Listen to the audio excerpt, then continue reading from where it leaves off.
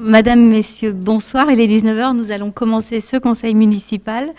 Je vous souhaite la bienvenue à tous, au public, toujours aussi nombreux, aux internautes et à vous tous autour de la table.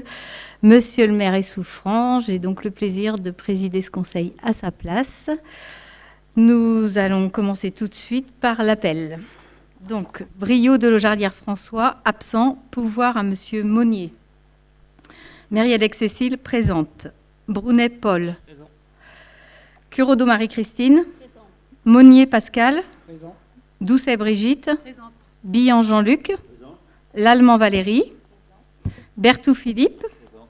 Gavouillère Patrick. Serrault Monique. Théier Patricia. L'Écuyer Jean-Luc. Plénaud Jackie. Lecaux Alain. Brizard Sylvia. Goupil Thibault, Fourage Adélaïde, Lecam Thomas, Merlet Virginie, Kerfourne Mathilde, absente à donner pouvoir à Cécile Mériadec, Moussu Jean-Michel, Dréan Christian, Labarre Emmanuel, alors absent à donner pouvoir à Anne Pérez.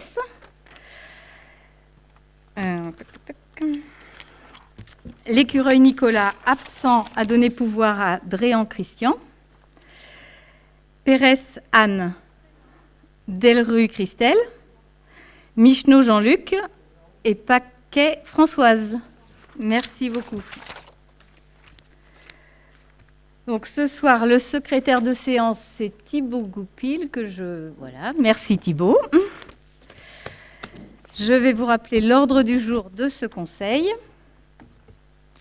Nous aurons d'abord l'approbation du procès-verbal, bien sûr, le compte-rendu des décisions prises par le maire par délégation du conseil municipal, un point finances et ressources humaines avec la modification de la délibération autorisant le recrutement des agents contractuels, un point Nantes Métropole avec l'approbation de la convention 4 des services communs métropolitains, la petite enfance, enfance-jeunesse et une modification du règlement des services périscolaires et extrascolaires, la solidarité affaires sociales avec le renouvellement de la convention de partenariat intercommunal pour le conseiller numérique.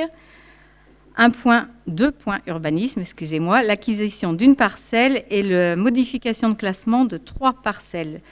Puis les questions et les informations diverses. Avant de commencer, juste une information que je vais vous donner. Il y a eu une réunion publique pour les terrains familiaux. Il y a un collectif qui s'est créé. Je pense que vous allez tous avoir un petit papier à l'entrée. Donc, nous avons pris rendez-vous avec ce collectif le 30 novembre. D'ailleurs, on s'en félicite. C'est plus facile de parler avec quelques représentants qu'une salle entière. Pourquoi le 30 novembre? Parce qu'il y a des études environnementales qui ont été lancées et on attend le résultat de ces études pour pouvoir discuter sur des bases effectives. Voilà. Donc, l'approbation du procès-verbal du conseil municipal du 25 septembre. Y a-t-il des remarques? Non? Bon, très bien, je mets au vote. Qui est pour? Unanimité. C'est parfait, merci beaucoup. Le compte-rendu des décisions prises par le maire. Donc, elles sont au nombre de 5. La première concerne l'étude Cœur de Bourg. Il y a eu un problème dans le tableau Excel qu'il nous avait fourni. Une cellule n'avait pas été prise en compte, ce qui fait qu'il manquait 2 925 € au total. Donc ça, c'est régularisé dans l'avenant. Et la deuxième chose, c'est une étude supplémentaire que nous avons commandée dans le cadre de l'opération Villeneuve pour savoir qu'est-ce qu'on pouvait prévoir autour de la maison de l'enfance. Voilà, ça c'est la première décision. Des questions, des remarques? Merci. La seconde concerne le marché de restauration scolaire. Conformément à la circulaire ministérielle 6380 du 29 novembre 2022, Harmonie Restauration nous propose d'introduire une nouvelle formule de révision des prix dans le marché. Cette formule sera appliquée tous les trimestres, ce qui impacte tout de suite une révision pour septembre 2023. Donc le marché va être revalorisé de 66 454,44 €, ce qui fait une hausse de 11,8%. On avait déjà eu une hausse de 5% en septembre de l'année dernière qui n'avait pas été notifiée sur un avenant.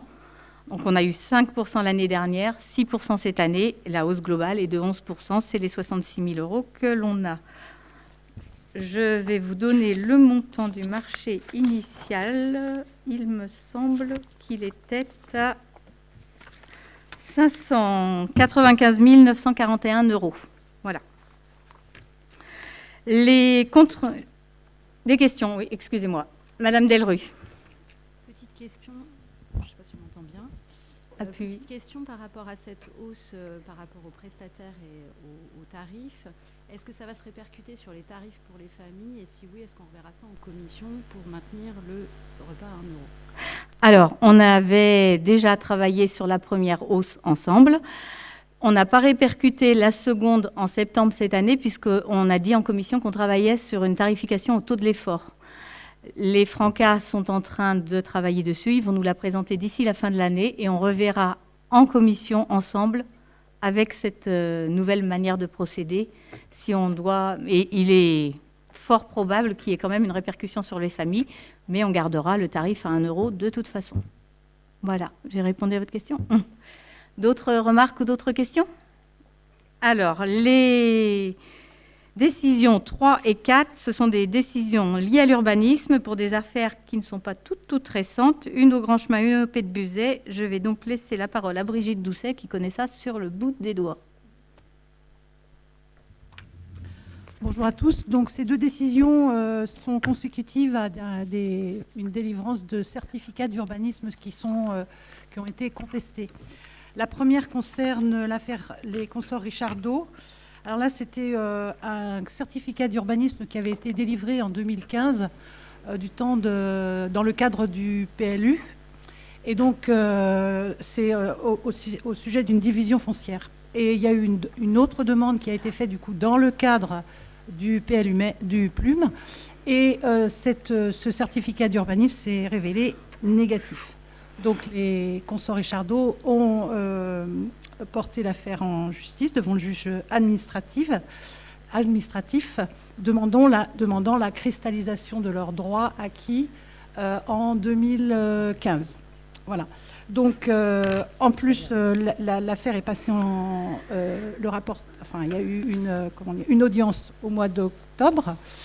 Le rapporteur a évoqué donc cette affaire, mais il a omis de porter un jugement, de porter un avis sur une voie en impasse qui est dans la parcelle. Donc c'est un peu compliqué, mais c'est le juge qui appréciera. Et la deuxième décision, alors là, cette décision concernait notre représentation, la représentation de la commune par un avocat, bien sûr. Le deuxième, c'est une affaire également qui est démarrée d'un certificat d'urbanisme, là pour le coup délivré dans le cadre du PLUM, sauf que les services ont délivré un certificat d'urbanisme positif sans connaître en fait qu'à l'intérieur de la parcelle, il y avait du bâti qui était illégal. Donc ça a modifié, au final, le projet. Et donc, les requérants ont porté l'affaire devant le juge administratif également pour une demande indemnitaire que la commune a dans un premier temps refusée. Et donc là, c'est porté en justice ils vous ont fait une demande d'annulation du rejet de la commune.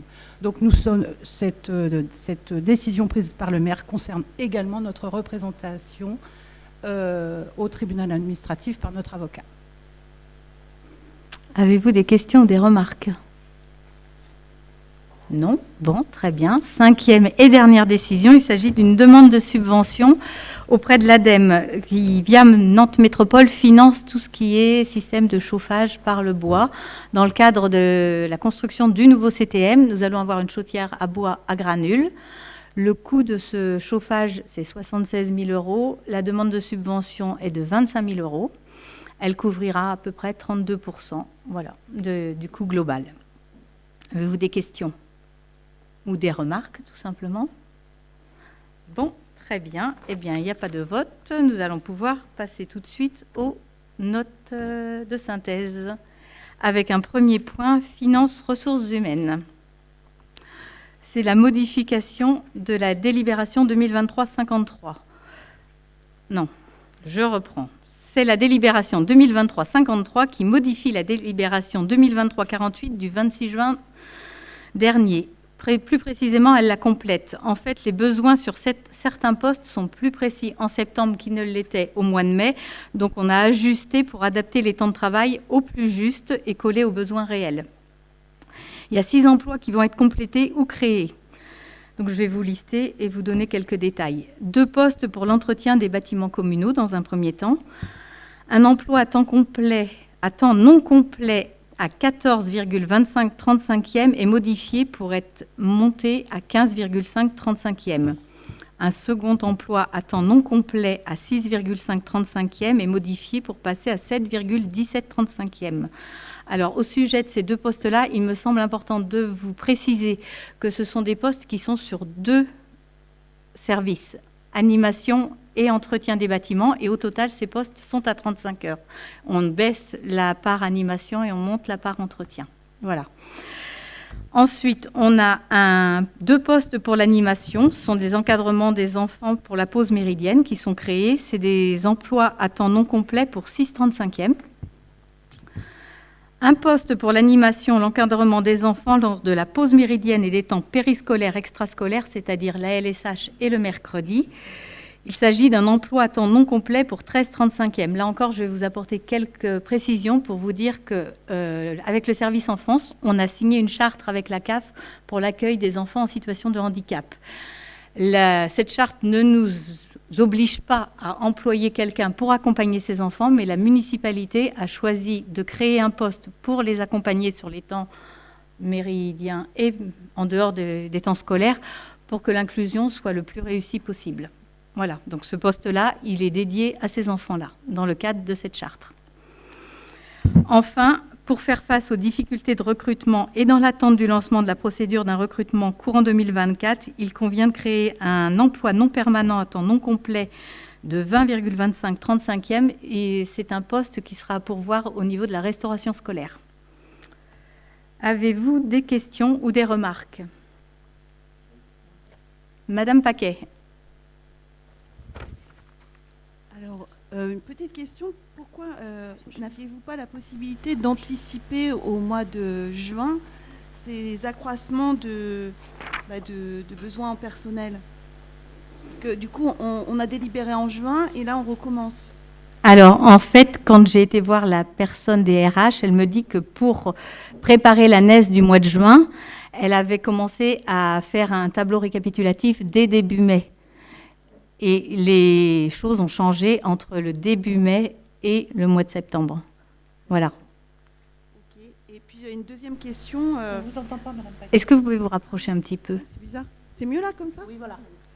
Merci. En fait, l'autre question, c'était, dans la NES, il y a un truc un peu bizarre. C'est marqué que parce qu'on a des problèmes de recrutement, on va créer des postes. Enfin, c'est bizarrement tourné, là. Vous pourriez nous expliquer ça? Alors, en fait, c'est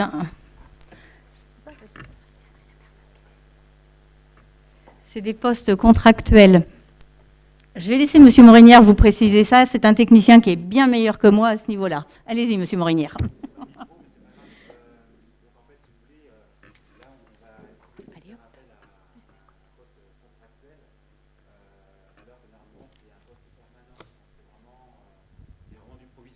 Mais malheureusement, pour pouvoir recruter quelqu'un et surtout que le contrat soit validé par le Trésor public, on a l'obligation de le prévoir sur cette délibération.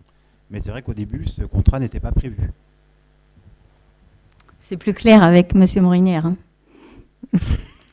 D'autres remarques? Allez-y. Du coup, c'est toujours la même chose, quoi. On a des petits bouts de poste. Bon, vous nous avez expliqué qu'il y avait une sorte de rééquilibrage sur un poste, mais... Deux. Bon, deux. Bon. Mais pour autant, on est toujours sur des petits raquigouis d'horaire. Est-ce qu'on ne peut pas prévoir une marge positive pour pouvoir éviter de devoir régulièrement voter des équivalents temps plein à 15,36 35e et autres petites joyeusetés technologiques comme ça, là. Comment on peut faire, là? Parce que franchement, si vous prévoyez plus, ça éviterait de devoir tout le temps redélibérer. Si vous créiez, si vous étiez en capacité de créer des postes, par exemple à 17h50, bon, plutôt que 15h, quelques minutes. Ouais. En fait, c'est plus compliqué que ça parce que je reviens toujours au Trésor public.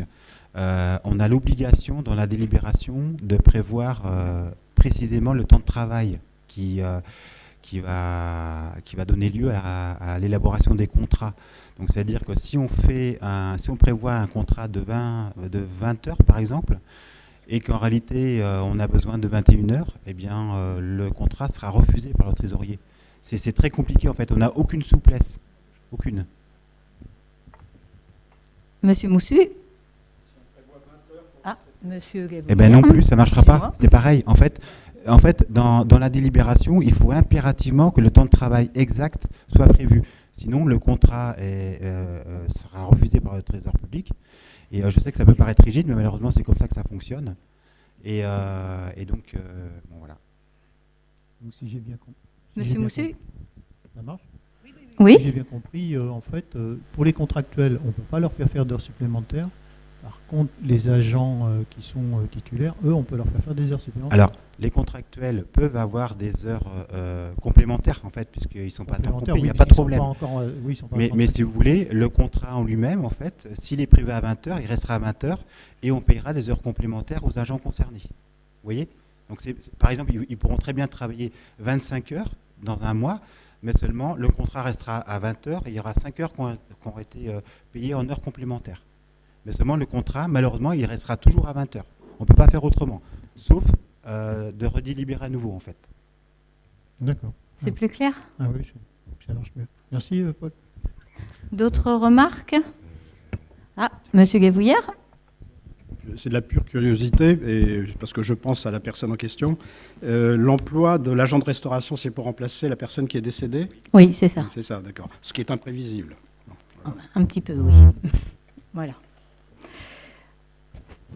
Donc, si les questions sont terminées, nous allons passer au vote. Qui est contre? Donc, nous avons 1, 2, 3, 4, 5 personnes. Qui s'abstient? 1, 2, 3. Qui est pour? Le reste. Alors, après ce point-là, Nantes Métropole, c'est l'approbation des avenants de la Convention 4 des services communs métropolitains. Et c'est Pascal Monnier qui va nous présenter cet avenant. Bonsoir. Donc, composante du pacte métropolitain 2021-2026, le pacte de coopération et de solidarité porte les ambitions en matière de mutualisation et de coopération intercommunale. Donc, ce schéma de coopération et de solidarité métropolitaine poursuit l'objectif de renforcer la transversalité et l'efficience pour un service à l'usager toujours amélioré. Donc, pour mémoire, ce schéma a été approuvé par la métropole et par le conseil municipal en décembre 2022. Dans le prolongement de travaux d'études sur de nouveaux domaines de coopération et de mutualisation, il en ressort d'une part une consolidation des coopérations autour des réseaux techniques et ou politiques dans différents domaines, comme le déontologue de l'élu local, les finances, les ressources humaines, le numérique, la culture, la solidarité, le juridique et les groupements de commandes pour être exhaustifs. Mais d'autre part, ça se traduit par la création de 2 nouveaux services communs et le renforcement de services communs déjà constitués.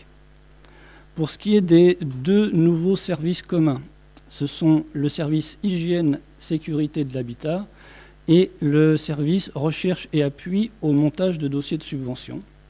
Et donc, comme c'est une nouvelle création, il doit faire l'objet d'un avenant numéro 1 à la Convention générale qui avait été adoptée en décembre 2022. Convention entre la métropole et les 24 communes membres. Voilà. Donc, c'est indispensable pour pouvoir créer ces services communs. Pour votre information, à l'issue des travaux qui ont été menés par les groupes de travail, il n'est pas apparu nécessaire pour la commune du Pèlerin, au regard de l'appui que pourraient apporter ces nouveaux services communs au service de la commune, il n'est pas apparu nécessaire d'adhérer à ces nouveaux services communs. L'autre point qui avait été indiqué, c'est que certains services communs déjà constitués se voient donc renforcés par l'adhésion de nouvelles communes. Le centre de supervision urbain avec l'adhésion de la commune de Indre, donc il y a maintenant 8 adhérents à ce service commun, 8 adhérents sur la métropole. L'animation du réseau lecture publique avec l'adhésion de la commune de Couéron, donc ce service commun a 14 adhérents. Et pour ce qui nous intéresse, la gestion documentaire et archives avec l'adhésion au niveau 2 des communes de Saint-Jean-de-Boiseau et de Saint-Léger-les-Vignes, qui porte ainsi à 18 le nombre de communes adhérentes. Donc pourquoi on est concerné? Parce que la commune du Pèlerin étant adhérente à ce service commun, il est nécessaire d'approuver l'avenant numéro 1 à ces conditions particulières qui va permettre l'adhésion des 2 nouvelles communes. Vous avez de projeter au tableau, mais on va faire un petit focus, parce que c'est un peu loin.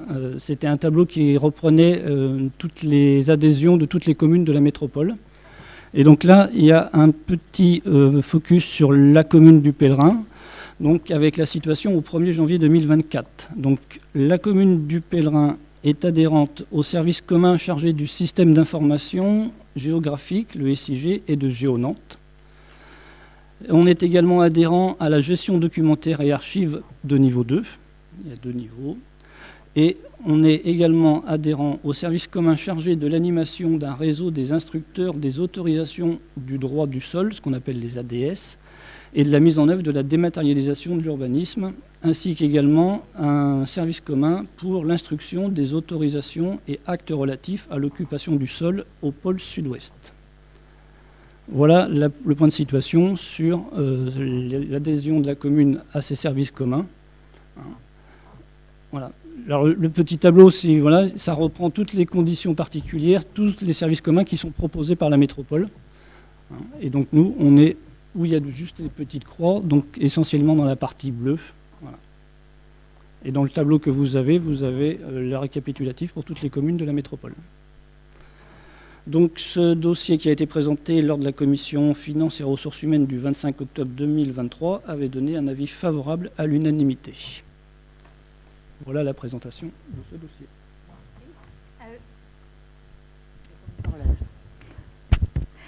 Avez-vous des questions? Oui, juste pour ma curiosité, le crajol, c'est quoi? Le créole. Créole. Alors, Créole. Crayol, oui. Ouais, alors je ne connais pas exactement l'acronyme, mais c'est centre de ressources et d'appel pour les interventions. Pour ce sont les gens qu'on appelle quand il y a une inondation, qui viennent couper la route, mettre les panneaux. Voilà. Quand il y a un arbre en travers, ce sont les gens de la métropole qui viennent aider les communes. Voilà. L'astreinte métropolitaine. D'accord? Madame Paquet? Petite question, quel aurait été le prix de l'adhésion aux 2 nouveaux services, c'est-à-dire hygiène, sécurité de l'habitat et recherche et appui au montage de dossiers de subvention?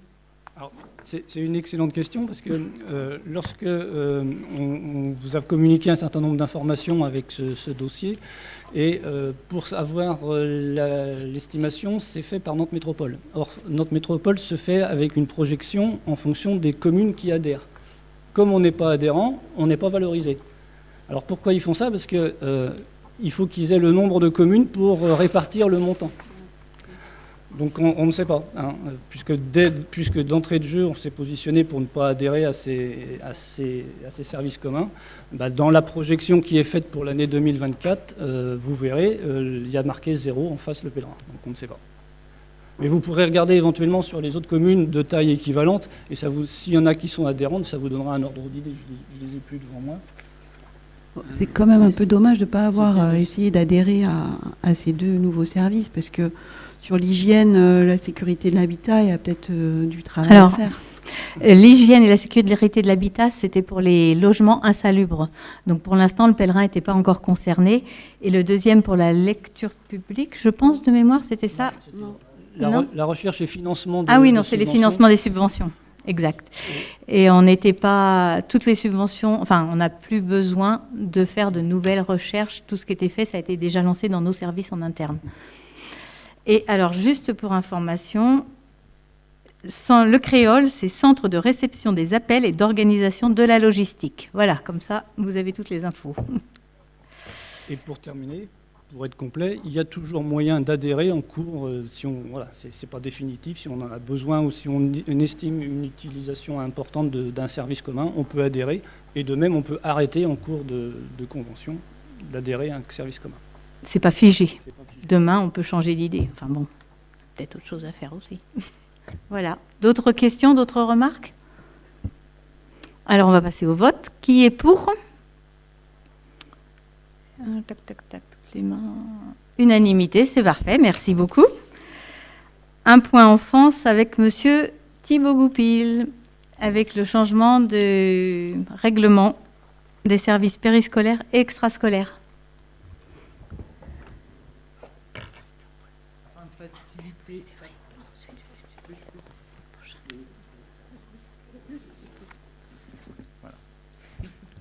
Afin de faciliter la gestion administrative du service enfants-jeunesse, nous avions décidé lors de la dernière séance du conseil municipal, non celle du 26 juin 2023, de supprimer différents modes d'accueil en demi-journée pendant les vacances scolaires et de conserver seulement l'accueil à la journée complète. Les services, conformément aux engagements que nous avions pris lors de la commission préparatoire à ce conseil, ont continué à travailler avec les éditeurs pour trouver des solutions afin de retrouver une situation initiale. Grâce à l'abnégation du service et après de longs échanges avec l'éditeur, le service enfants-jeunesse éducation peut de nouveau proposer les différents modes d'accueil en demi-journée. Cette solution étant déjà active pour les familles sur le portail de réservation, nous vous proposons de modifier le règlement dans ce sens. La commission enfants-jeunesse du 17 octobre a donné un avis favorable à l'unanimité. Avez-vous des questions ou des remarques? Madame Paquet? Oui, alors évidemment, on va voter pour, puisque on avait indiqué à la commission au mois de juin qu'on ne comprenait pas cette décision qui était justifiée par des raisons techniques. Bon, les deux groupes de la minorité, vous avez plutôt demandé d'attendre avant de délibérer. Bon, bah, finalement, on fait 2 délibérations, une pour faire un truc et la deuxième pour annuler ce qu'on a fait. C'est un peu dommage. Si vous nous aviez écoutés, les services auraient travaillé tout autant et ils ont été très proactifs, c'est très bien, mais on aurait pu éviter 2 délibérations. Je vous rappelle que c'est à la demande des services que nous avons pris cette délibération. Oui, mais si vous nous aviez écoutés, vous auriez été dans notre sens et ça n'aurait pas empêché les services de travailler et d'aller vers du positif, et puis on n'aurait pas délibéré 2 fois. Donc, Madame Delru. Je rejoins Madame Paquet sur le fait que c'était important de revenir... Ah, alors attendez, montez un peu le son parce que là, on n'entend absolument rien. Je rejoins Madame Paquet sur l'idée qu'il fallait vraiment... Ça y est, c'est mieux? C'est bon là, allez-y. Je rejoins Madame Paquet sur l'idée qu'il fallait vraiment revenir sur quelque chose d'initial avec la possibilité de réserver à la demi-journée. Je l'avais déjà dit la dernière fois que sur le rythme des enfants, c'était important. Et puis, il faudra peut-être se poser la question si on a... mais je l'ai déjà dit en commission, autant de problèmes techniques avec l'éditeur, de réfléchir à l'éditeur si vraiment on a des soucis techniques aussi simples que ceux-là, quoi. C'est ce qu'on a vu la dernière fois en commission, on en a parlé. C'est ça. Voilà. Mais en commission ne sont pas là les citoyens. Donc tout le monde n'entend pas nos délibérations, effectivement. Donc, y a-t-il d'autres remarques ou d'autres questions? Très bien. Donc, le conseil municipal est invité à approuver la modification du règlement des services périscolaires, à autoriser monsieur le maire ou l'adjointe déléguée à la petite enfance, l'enfance et la jeunesse à signer tout document nécessaire à l'exécution de la présente délibération. Qui est pour? Unanimité. Merci beaucoup. Nous allons aborder la partie solidarité et affaires sociales avec Madame Marie-Christine Curodeau qui va nous parler de renouvellement de la convention de partenariat entre Saint-Jean-la-Montagne-le-Pèlerin pour la mise en place d'un conseiller numérique. Merci. Donc, afin d'accompagner les personnes qui rencontrent des difficultés pour utiliser les outils numériques, l'État participe... Appuie sur plus. C'est mieux? C'est mieux. Donc, l'État participe financièrement au déploiement de conseillers numériques. Dans ce contexte, les communes de Saint-Jean-de-Boiseau, La Montagne et Le Pèlerin se sont associées pour bénéficier de cette opportunité afin de rendre le numérique accessible au plus grand nombre. Le conseiller numérique propose donc des activités entièrement gratuites. Son action, par un accompagnement collectif ou individuel, facilite l'approche de l'outil numérique et la prise en main de supports tels que le smartphone, la tablette ou l'ordinateur. Une première convention tripartite a été mise en œuvre pour une durée de 2 ans depuis le 8 février 2022. Il vous est donc proposé de renouveler cette convention pour une durée de 3 ans, sachant que la quote-part de chaque commune est estimée à 5 966,67 € pour l'année 2024, 7 966,67 € pour 2025 et de même 7 966,67 € pour l'année 2026. Avez-vous des questions? Monsieur Michneau. Oui, c'est un poste qui manifestement a fait la preuve de son utilité et les services rendus aux pèlerinais sont indiscutables et appréciés. Les chiffres d'activité qu'on avait, c'était ceux jusqu'en novembre 2022. Est-ce que vous avez les tendances sur 2023? Est-ce qu'il y a eu une progression? Est-ce que c'est à vous la avez hausse. des choses? C'est pour ça que je pense qu'il est franchement important de renouveler son contrat. Et donc cette convention tripartite. Tout le monde a bien entendu? Je ne suis pas sûre. C'est bon. Donc, s'il n'y a plus de questions ou de remarques, nous allons pouvoir passer au vote. Le conseil municipal est invité à approuver les termes de la convention, autoriser monsieur le maire ou l'adjoint délégué à signer la convention et tout document nécessaire à l'exécution de la présente délibération. Qui est pour? Unanimité. Quel conseil?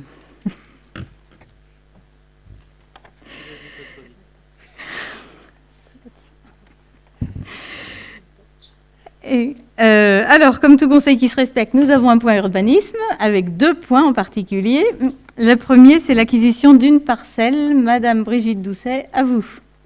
Donc il s'agit effectivement de l'acquisition pour la commune de la parcelle cadastrée AK 217 qui se situe en fait au nord de toute la zone qui a été acquise, de tous les terrains qui ont été acquis initialement pour créer le pôle sportif. Donc vous savez que ce pôle sportif sera déplacé ailleurs puisque l'ensemble des terres sont en zone humide. Donc néanmoins, nous acquérons néanmoins cette parcelle qui va nous permettre, par le département, qui va nous permettre en fait un accès. Un accès pourquoi? Eh bien tout simplement on s'interroge actuellement sur le devenir de la première parcelle, puisqu'elle est effectivement en zone humide. Les deux autres parcelles au sud ont été, elles, rendues à l'agriculture. Mais la parcelle donc, qui juxte la parcelle qui nous intéresse aujourd'hui, donc nous interrogeons le département actuellement sur plusieurs possibilités d'installation éphémère. Et en fait, on attend le retour du département pour proposer des animations, enfin bref. Tout reste ouvert, néanmoins, on est en zone humide, donc on a des choses à respecter. Donc aujourd'hui, on demande au conseil d'approuver l'acquisition de cette parcelle à l'euro symbolique qui sera d'ailleurs dispensée de paiement. Voilà. Avez-vous des questions ou des remarques? Monsieur Moussu, excusez-moi. Moi, je me posais la question sur la parcelle là, qui est désignée 141. S'il y a une partie qui se trouve être remise en terre agricole, enfin, ou tout du moins exploitée de façon agricole, comment on va faire pour l'exploiter nous quand on en aura besoin, s'il y a des cultures dessus, quoi. Alors, celles qui sont remises à l'agriculture, rendues à l'agriculture, c'est les deux autres en dessous. En fait, la 141, voilà, les deux autres en dessous. Et la 141, celle-ci, on la garde sous le coude justement pour en faire quelque chose pour la ville. Mais des installations de toute façon éphémères, c'est sûr. D'autres questions ou remarques? Ah, Monsieur Dréan. Oui, alors je ne sais plus si c'est dans les notes de synthèse ou dans le dossier qui nous a été remis. On parlait de la commission du 6 novembre 2023. Je pense qu'il y a une coquille. Ah oui. Pour cette décision et la suivante. Ah d'accord. Exact. Ah oui.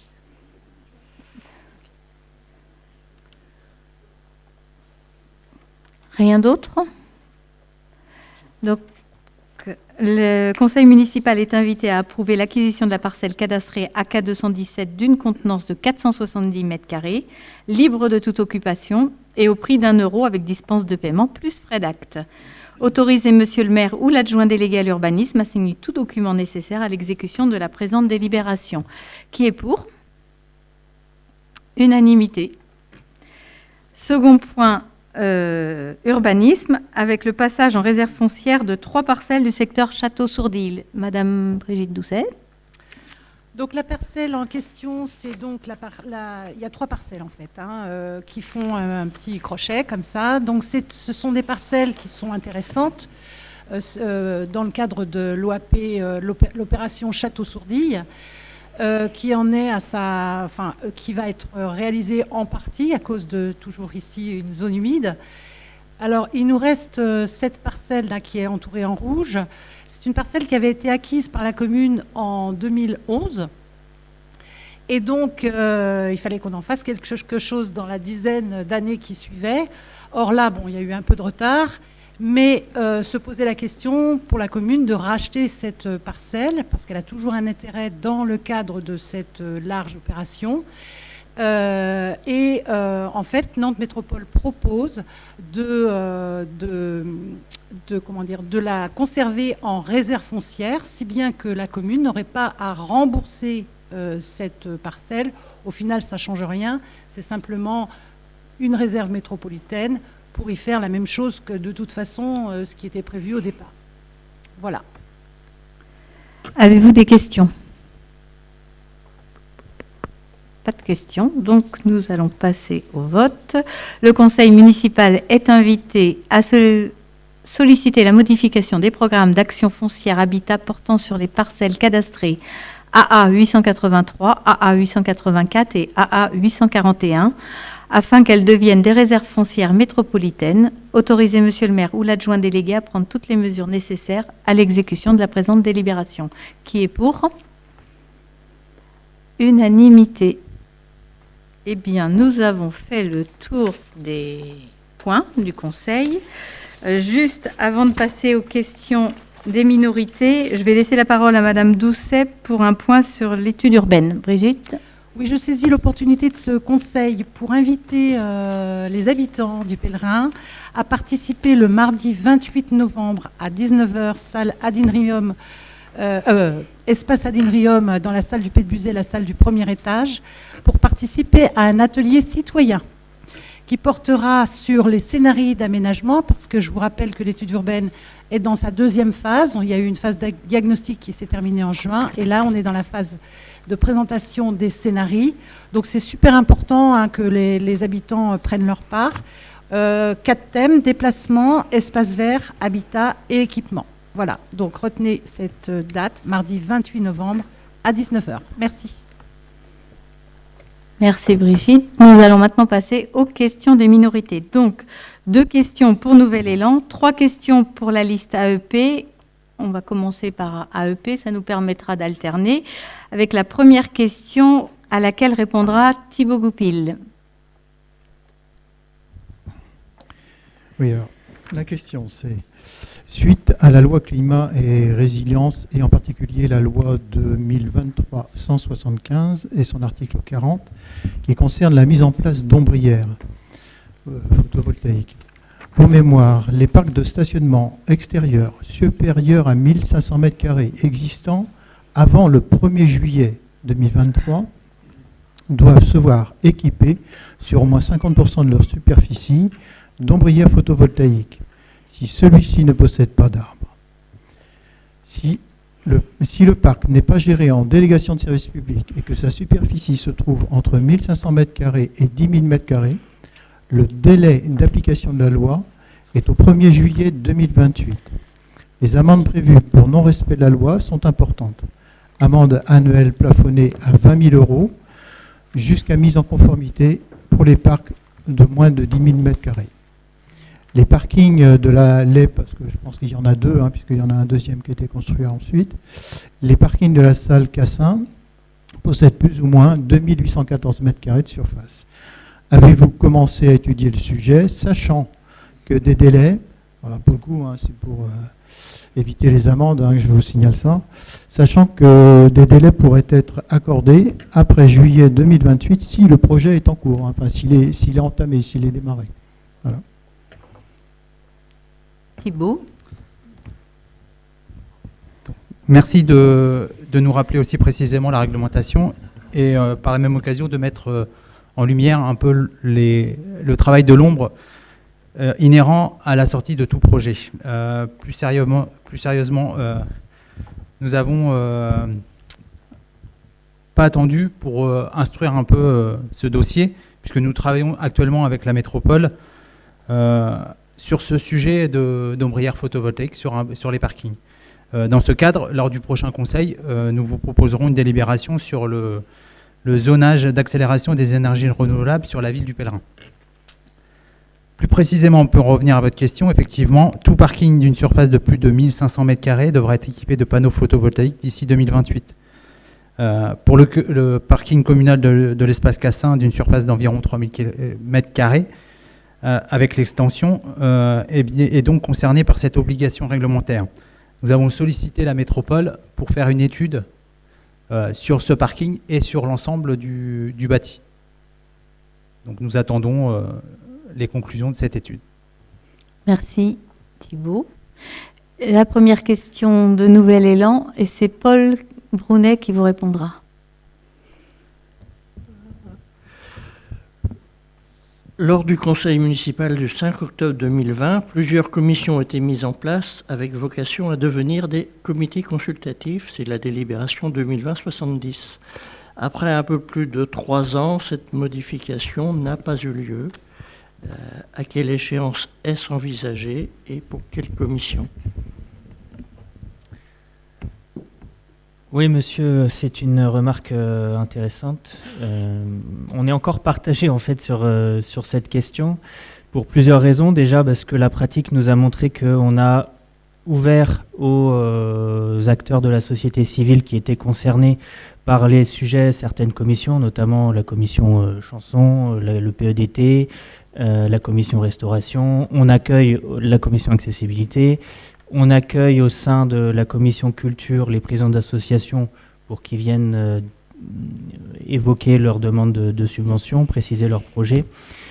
Donc on est encore partagé sur cette question et aujourd'hui on privilégie la relation entre les élus, qui est quand même l'intérêt de la commission municipale à la base, donc entre les élus de la majorité et de la minorité pour pouvoir débattre des sujets avant de les soumettre au public, mais bon, on pourra toujours évoluer sur cette question comme nous en avions l'ambition au début. Voilà. Merci beaucoup.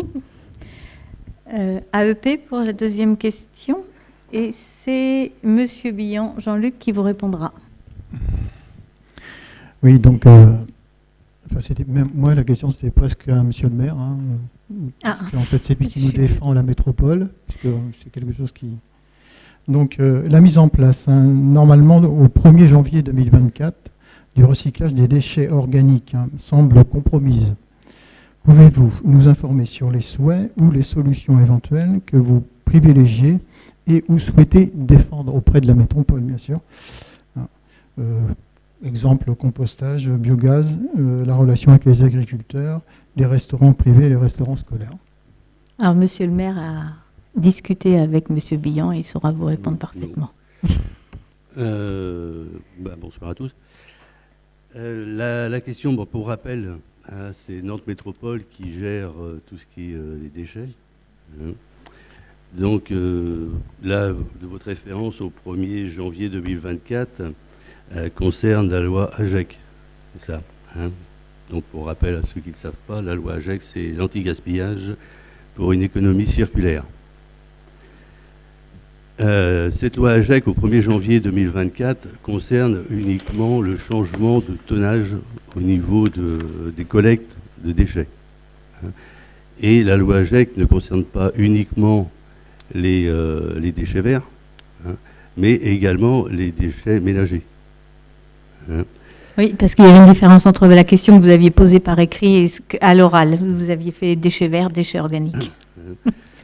Donc ce changement ramène d'un tonnage énorme à 1er janvier 2024 à 1 kg par personne. C'est vrai que ça va concerner aussi bien les professionnels, un restaurateur ou les particuliers. Actuellement, ce que je peux vous dire, je me suis renseigné dans le Comprenne Nantes Métropole, ils sont en cours, ils continuent l'incitation au tri à la source pour les ménages, hein, en fournissant une aide à l'acquisition de composteurs, hein, qu'ils soient composteurs simples ou lombricomposteurs, avec une aide de 30 à 40 euros, ainsi que le développement de composteurs partagés, hein, via l'association Composterie. Ils font également un travail de scénario pour le déploiement géographique de solutions de tri à la source des biodéchets. Cette étude est en cours avec Laurent sur la stratégie de généralisation du tri à la source pour les 24 communes. Un retour sera fait aux communes en avril 2024, concernant donc la mise à les différents travaux de collecte, de composteurs collectifs ou individuels. Et cela ne touche pas le changement au 1er janvier 2024, ne change pas du tout le système de collecte et de tri. La collecte telle qu'on la connaît du porte-à-porte existera toujours. La collecte de déchetterie existera toujours aussi bien pour le plastique, le bois, les déchets verts.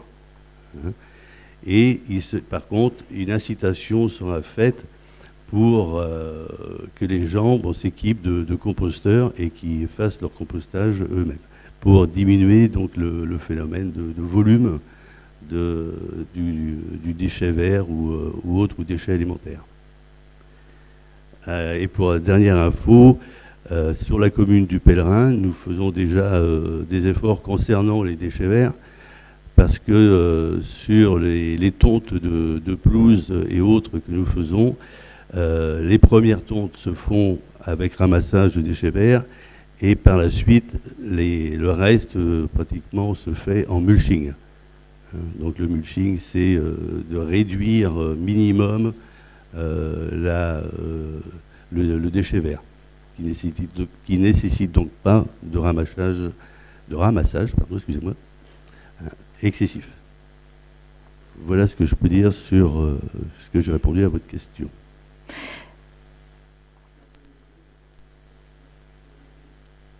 Allez-y. J'ai posé la question de déchets verts, en fait, c'était les déchets. Et c'était déchets organiques dont vous vouliez parler. Vous n'avez pas pu me répondre correctement. Entièrement, quoi, oui. disons-nous correctement. Mais répondu correctement. Mais... Prochain conseil. Voilà. Ce que je peux vous dire pour les déchets organiques, ce que j'ai eu comme info, c'est qu'il va y avoir il y a une étude, comme je vous disais, au niveau avec Laurent, hein, Laurent qui est donc l'agence urbanisme de la région nantaise. Et il y a une étude qui est faite concernant justement le déploiement géographique de plusieurs collectes qui pourraient se faire dans les communes.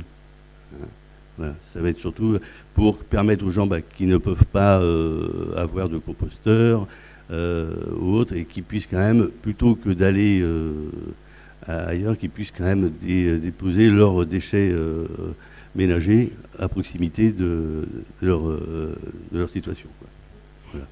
Voilà. Mais ça sera fait, je vous dis, en avril 2024. Il y aura une réponse qui sera faite à chaque maire de commune. Et pendant l'année 2024, il y aura du travail qui va être fait justement en collaboration avec le service déchets de Nantes Métropole pour mettre au point ces travaux qui ont été faits et puis les différentes zones de collecte qui peuvent s'ajouter à celles qui existent à l'heure actuelle. Merci Jean-Luc. Thibault va apporter un point de précision. Quelques petites précisions. Ce sujet, on l'a déjà pris dans la charte, il me semble que c'est dans la charte d'urbanisme, mais on est très vigilant sur les projets de collectifs, notamment chez les bailleurs sociaux, d'avoir en place, qu'ils soient capables de mettre en place un composteur ou d'avoir une zone où le compostage est possible. Et j'invite tous les pèlerinais qui le souhaitent, qui ne peuvent pas mettre de composteur parce qu'ils ont un petit jardin ou ils sont dans un collectif, de se faire connaître en mairie et de monter des petits collectifs avec composterie. Voilà, on est 5-6 utilisateurs, on peut, dans une rue, dans un collectif, mettre en place avec composterie des composteurs collectifs. Donc je les invite particulièrement à se manifester. Et on avait fait venir composterie à la semaine verte en 2022. Ils n'avaient pas eu beaucoup de succès. Donc j'appelle vraiment les pèlerinais, s'ils veulent faire du compostage collectif, à se faire connaître. Merci Thibault. Et pour terminer, je reviens à ce que disait Thibault, excuse-moi. Quelle question. Pour composterie, justement, les gens qui souhaitent monter un collectif, il faut savoir que Nantes Métropole prend en charge la totalité des frais engagés. Voilà, nous avons fait le tour de la question. Donc, merci à tous. Nous allons passer à la question numéro 2 de Nouvel Élan et c'est monsieur Philippe Berthoud qui vous répondra. Alors, suite au passage des tempêtes Céline, Ciaran et Domingo, pouvez-vous nous indiquer quels ont été les dégâts constatés dans la commune ainsi que le nombre d'interventions des pompiers qu'il nous faut au passage remercier pour leur dévouement? Merci Madame Paquet pour cette question et je profite de cette question justement pour vous accompagner dans vos remerciements pour nos pompiers valeureux qui ont bien œuvré ces nuits-là. Pour la tempête Céline, dans la nuit du 28 octobre dernier, donc plusieurs interventions des pompiers. La première pour un arbre tombé rue de la Jonais. La deuxième avec l'intervention d'un élu également d'astreinte pour un arbre tombé rue de la Ville-Auvet. Il y a eu un début d'inondation place René Coty. Et on a bien évidemment tous vécu une grosse coupure de courant dans la nuit de 18h à peu près. Non, pas tous peut-être. Désolé. Je vous inviterai la prochaine fois. Histoire de finale, de 18h à globalement 1h du matin. Peut-être consécutif, sous toute réserve de Enidis, consécutive à un transformateur qui aurait pu être noyé, secteur Grand Chemin, je crois. Voilà. On a quand même aussi pour cette soirée-là un fait notable c'est un troupeau de plusieurs dizaines de moutons qui s'est retrouvé noyé au MAF. Je crois que c'est 119 brebis sont décédées. Il y a un bouc de sauvé. Voilà. Ce qui n'est pas rien, c'est Villa Omnia, je crois. Oui, c'est ça, tout à fait, Villa Omnia. Les gens qui font de l'éco-pâturage avec nous. Pour la tempête Ciaran, dans la nuit du 1er novembre, conformément aux instructions du préfet, de la préfecture et du préfet, nous avons mis en place et déclenché le PCS, le plan communal de sauvegarde, au sein même de la mairie, regroupant à la fois, donc, comme s'il est convenu, conformément à la DICRIM, au plan prévu à cet effet, donc le maire, la première adjointe, l'élu d'astreinte, Pascal Monnier, l'élu en charge des services techniques, Jean-Luc Billan, moi-même, pour la tranquillité, le directeur général des services, M. Morinière, et la policière municipale. On était quand même suffisamment en nombre pour pouvoir répondre à chaque demande si besoin était. Nous avons fait un premier point à 18h avec les pompiers. Un premier point pour prendre en compte la météo, savoir quels bâtiments pouvaient être impactés, quelles mesures pouvaient être prises. On a pris d'ailleurs à cet effet un arrêté pour fermer le canal de la Martinière, avec la pose de barrières aux écluses, à T-News et puis à l'entrée du canal. Voilà, ça a été fait. C'est monsieur le maire et l'élu d'astreinte qui étaient en charge aussi de vérifier ça à cette heure-ci, avant le point avec les pompiers, et ils ont invité une quinzaine de véhicules à quitter les lieux pour leur sécurité. Suite à cela, donc, nous avons remis en place par notre présence à la mairie à partir de 20h, et nous sommes restés une bonne partie de la nuit. On a fait une petite patrouille avec la police municipale pour voir si les consignes étaient bien respectées, si les barrières n'étaient pas bougées, si on n'avait pas de curieux potentiels autour du canal qui pourraient mettre leur vie en danger. On a, avec la policière, retiré des grosses branches qui étaient tombées sans faire appel au service. Ce n'était pas la peine de les déplacer non plus. Et puis on a profité de ce temps de patrouille, si je puis dire, utiliser ce terme, à faire un tour sur la commune, refaire un tour rue de la Villovay, pour vérifier que d'autres arbres plus fragilisés auraient pu tomber également, ce qui n'était pas le cas. Un tour sur les quais, bien sûr, pour vérifier aussi le niveau de l'eau à ce moment précis. Également, place René-Coty, où on a pu constater qu'il y avait des remontées d'eau quand même assez importantes.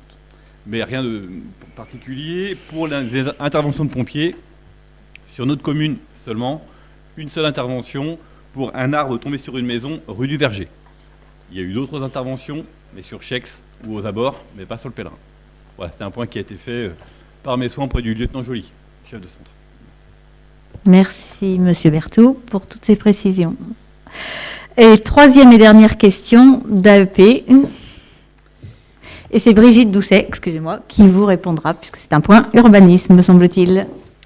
Allez-vous lancer directement ou via la métropole une action de préemption sur le 2 roues sur Dille? Le bâtiment abritera entre autres activités le bar associatif Le 3 francs 6 sous. Alors, comment vous dire? Nous siégeons tous ici au nom de l'intérêt général, je pense. Et là, en l'occurrence, c'est une question d'intérêt privé.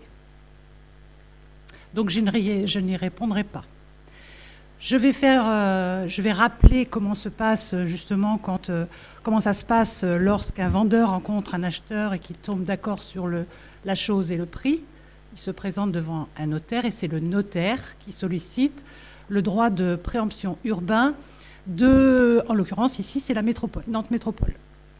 La mairie donne son avis, mais c'est la métropole qui, au final, décide si le bien est préemptable ou pas. Et le délai est de 2 mois. Voilà. Merci pour toutes ces précisions, Brigitte. Voilà, nous avons fait le tour de toutes les questions. Avant de lever la séance, une dernière information. Julien vous enverra dans les prochains jours le calendrier pour les conseils municipaux de 2024. La séance est levée. Je vous souhaite à tous une excellente soirée, au public, aux gens derrière leurs écrans, et je vous dis au 18 décembre pour le dernier conseil de l'année. Merci pour tout.